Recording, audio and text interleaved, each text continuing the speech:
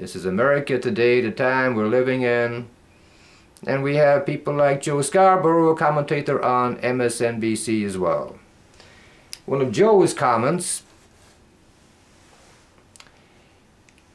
and thought he was being cute and funny when he said that, excuse me, but I'm not just a simple country lawyer, but it seems to me that we're letting our friends down overseas by exposing what was done with the secret prisons.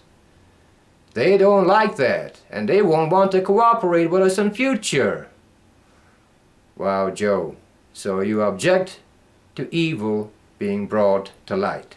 You object to the disinfectant sunshine. And you claim to be a God-fearing man.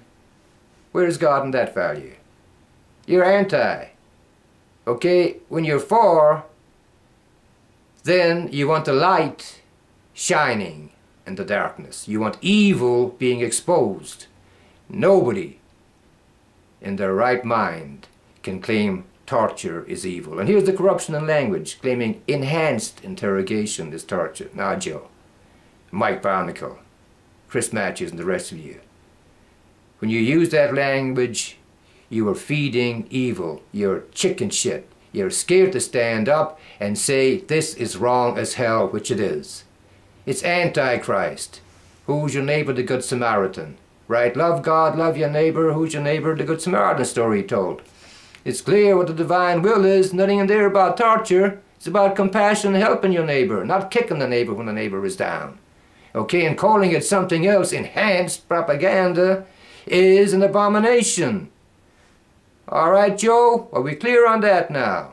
And while we're talking about it, Mika, your old man who referred to Joe on one occasion there, what Joe said about the Middle East and Arafat, he said stunningly superficial, right?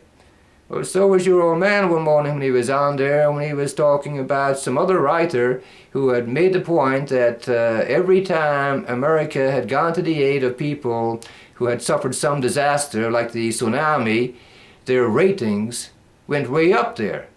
And he said, it's clear what the policy should be, and which is what FDR said years ago, the Good Samaritan policy, again, being good neighbors. But we have people who can't tell good from evil. Now, Mike Barnicle and Joe were talking about enhanced interrogation, and they were talking about some of the tactics, the stress and the sleeplessness, you know, the sleep deprivation, all of that, right? Waterboarding. And it was being done to Irish. Who was it done to? Oh, Irish. Oh, okay. And then move right on. Okay, if you're Irish, and it's okay to do it. According to Mike Barnicle and Joe Scarborough, now they wouldn't want any of this done to them for 1 second. 1 minute, we'll say. Any of these tactics. Try them, guys. I mean, there's the disconnect that Nietzsche was talking about, the philosopher, when he said God is dead. Okay? People, through their actions in the marketplace, they leave church, they come out into the marketplace, and they forget all about good. They forget all about the rights of other people. All of a sudden they're landlords, and they're big and expansive, and they're saying, well, we have to support our friends, we have to be practical in the way of the world, right, Joe? And we can't expose our friends doing dirty deeds now, can we? We need them for dirty deeds. No, we don't. What made America and the American greatness of the attachment, the belief in meritocracy that's inherent in the human soul, you can say, for the vast majority of people down through time, regardless of background. Okay, in America, where people have had more opportunity, meritocracy is the level playing field, and that is based on compassion if you're going to be neighborly.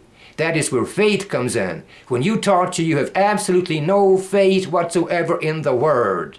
You were saying, I don't believe this. I'm not going to turn the other cheek because I didn't like what happened to the first slap I got. And I'm not going to, struggle against hate with love, which is what the preaching is, of anybody who's good, is in touch with the Spirit. I'm going to fight hate with hate. That's what Bush did. That's what Cheney, that's what all this comes from, this enhanced propaganda. Interrogation, I mean. Yeah, it's propaganda. So people believe propaganda and they can't tell the truth from what's straight up. Okay? Being the bully on the block doesn't cut it. As soon as your back is turned, people are going to be looking to get you. Alright? People don't like living under eternity. So we got a poem on that and a story, and then we'll wrap it up. Alright, let's see where that poem is. It's about dysfunctionality, of course. Yeah, if only I was functioning better, I'd have it here. Got too much stuff here. Okay, let me see. Do I have it? I'm going to be telling a story as well about Patty. And Patty, here's the poem about tribalism. Alright, but here's the poem.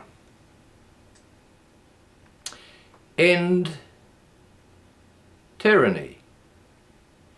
Dysfunctional folks dictate, wanting things all their own way.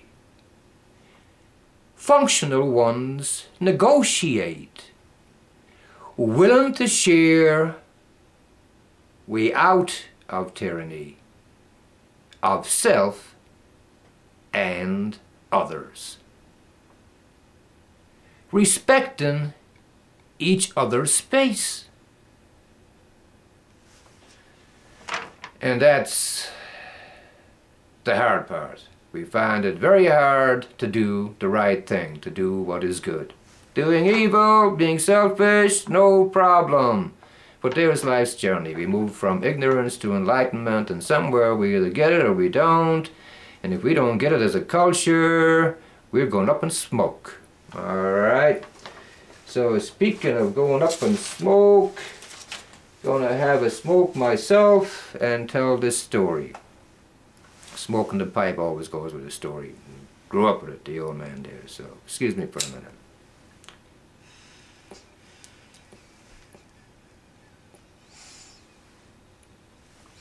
Alright, Pat and Mike.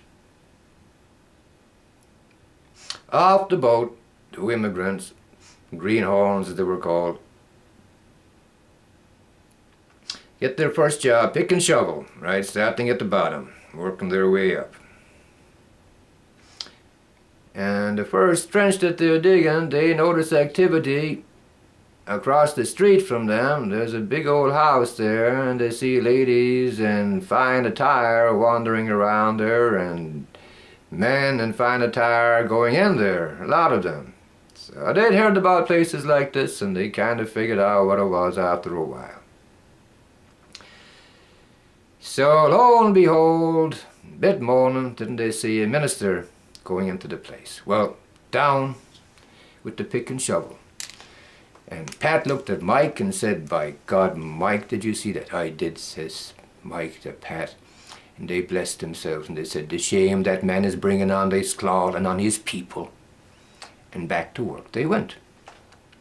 Wasn't too long afterwards when they saw a rabbi going in there. Same carry on with the boys. Down with the pick and shovel, blessed themselves, and their comments along the lines of the shame he was bringing on his people. A man of the cloth going in there. Back to work. Wasn't too long afterwards they saw a priest going in there.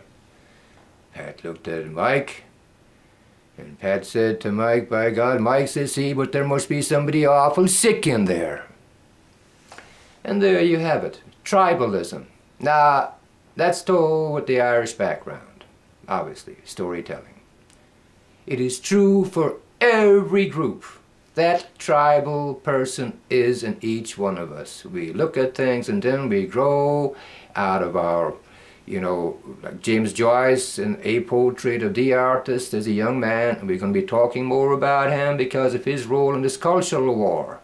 What's the culture supporting the mass hysteria behind this phony drug war, this drug prohibition, which is endangering all of us, which is spreading lawlessness, hurting the economy in a time when we need all that money to be spent buying goods to help the economy. Instead, we're giving it away to people who are harming us. Hello, I have to reiterate that.